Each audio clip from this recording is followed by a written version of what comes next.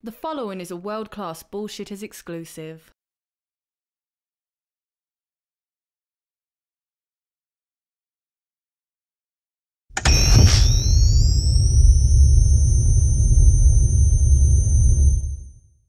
I just finished episode 5 of the Book of Boba Fett, and I gotta say, it was damn good. Probably because it didn't feature Boba Fett at all. The Book of Boba Fett has been pretty disappointing overall. A show featuring the galaxy's best and most dangerous bounty hunter is a show that is neither the most dangerous nor the best. The newest episode, titled The Return of the Mandalorian, was just that, a Mandalorian episode, and it was great. I'll spare you a recap, but besides our love for the episode, the hottest topic in Star Wars is one Bryce Dallas Howard, the director. Bryce Dallas Howard is no stranger to the world of Star Wars. She's directed 2 episodes of The Mandalorian and now an episode of the Book of Boba Fett. After this week, fans want a whole lot more from Bryce Dallas Howard. They want her to get the Rian Johnson treatment. A trilogy. They want her to get a trilogy. What do you think they were going to do, slingshot her into the sun? Look, that's only for the best of the best. Sorry, Bryce. And by the best of the best, I mean people like Rian Johnson, J.J. Abrams, Kathleen Kennedy, and Vice Admiral Holdo. Star Wars fans demand Bryce Dallas Howard direct a trilogy after her Book of Boba Fett episode. After directing The Mandalorian's return to the Book of Boba Fett, fans are demanding that Bryce Dallas Howard helm a Star Wars film trilogy. Many fans took to Twitter after the episode Chapter 5, The Return of the Mandalorian, to beg for Bryce Dallas Howard to direct a series of movies set in the Star Wars universe. They feel she has a deep understanding of the franchise storytelling and want to see her work on the big screen. Star Wars has a certain feel to it, fans say, and Howard knows how to replicate it. Howard received similar praise from fans after directing 2 episodes of The Mandalorian in 2019 and 2020.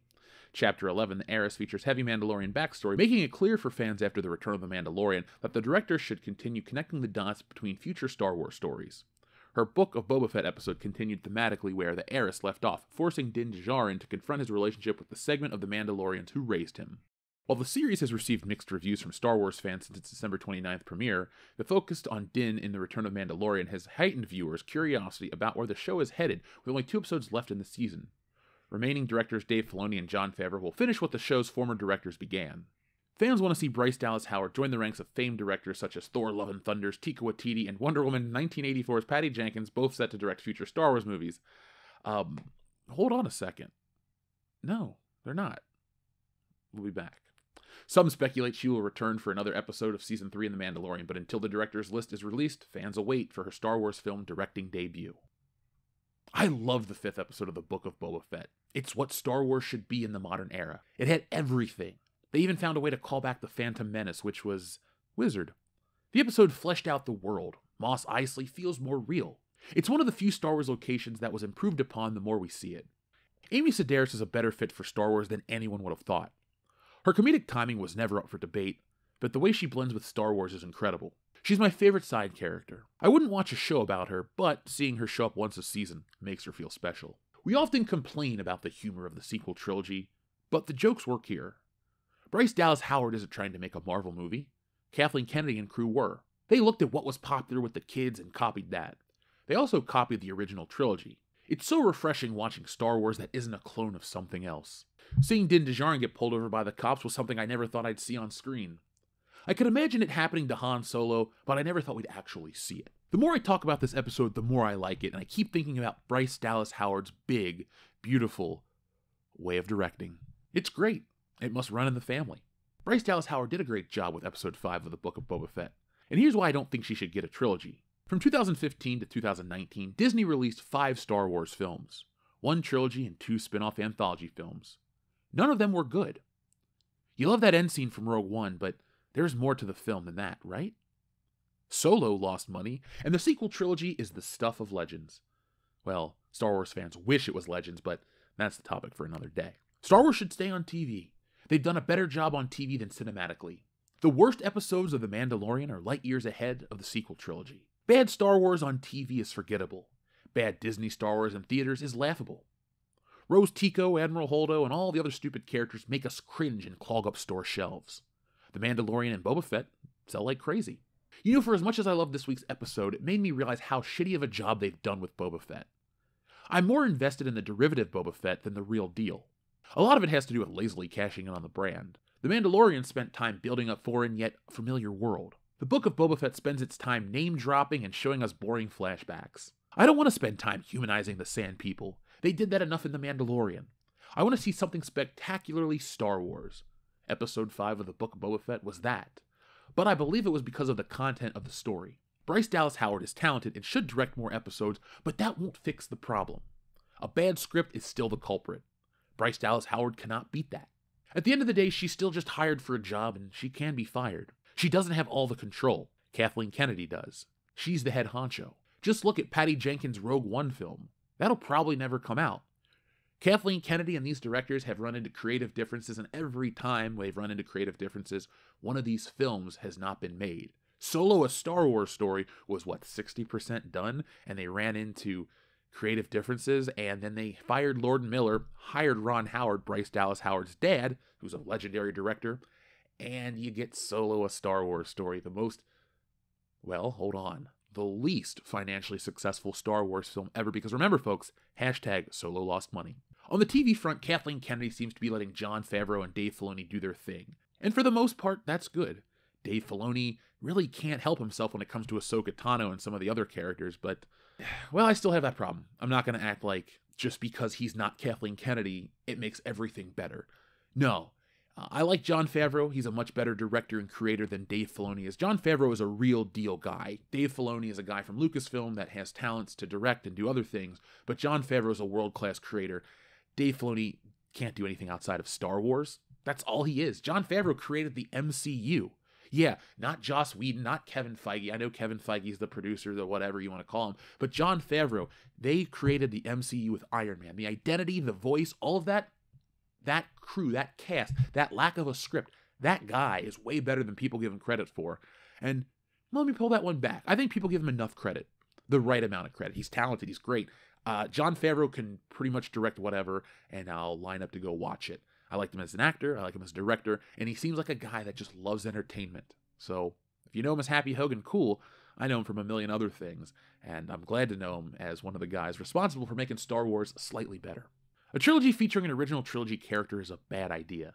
They never make the classic heroes shine. They made Han Solo lame and boring. They never let Luke, Leia, and Han share a moment on screen. Look how they massacred our boy. Star Wars, we love you, but it's time to accept your new home. Television. At this point, I'd follow The Mandalorian through TV and movies, but other Star Wars is dead to me. It all misses the point, the feel, the look, the spirit. The reason we're all so happy is because this episode was a Mandalorian episode, and it was one of the best. It looks like Baby Yoda is coming back. I can hear the squeals now.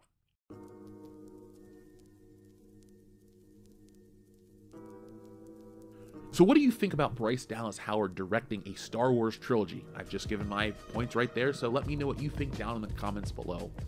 I stand by my comment, I stand by my opinion. Star Wars should be on TV at this point. I love going out to the theater, I love going to see a big theatrical film, but Star Wars, they haven't done it right.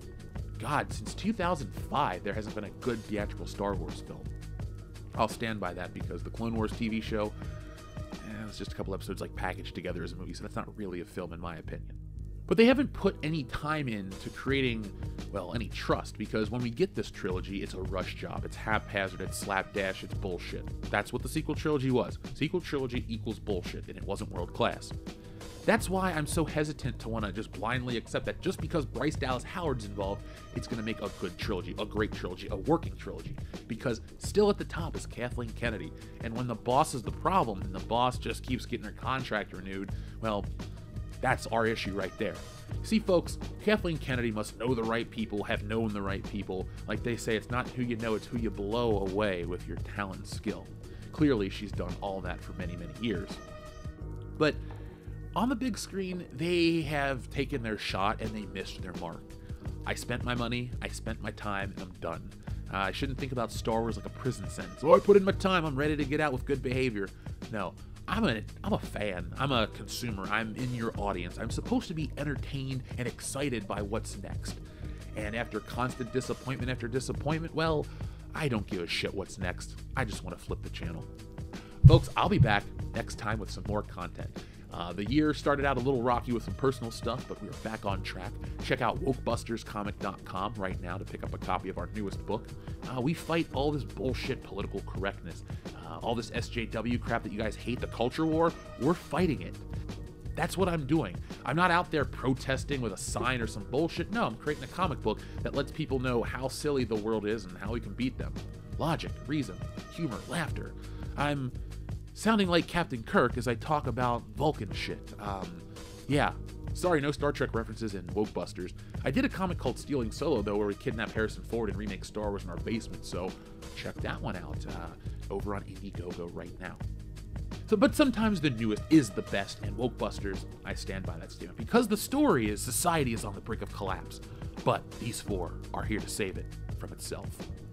Triggered people are becoming literal monsters filled with outrage. After successfully establishing their woke-busting business, the Wokebusters take on a job that leads them to Portland, Oregon, where they uncover the source of all the wokeness. It would be an easy job if an ancient evil force wasn't trying to kill them in the process. Read Wokebusters to find out more. But folks, I'm going to get out of here. I'm going to go draw some more pages. The Stay Woke Trigglypuff Man doesn't draw itself.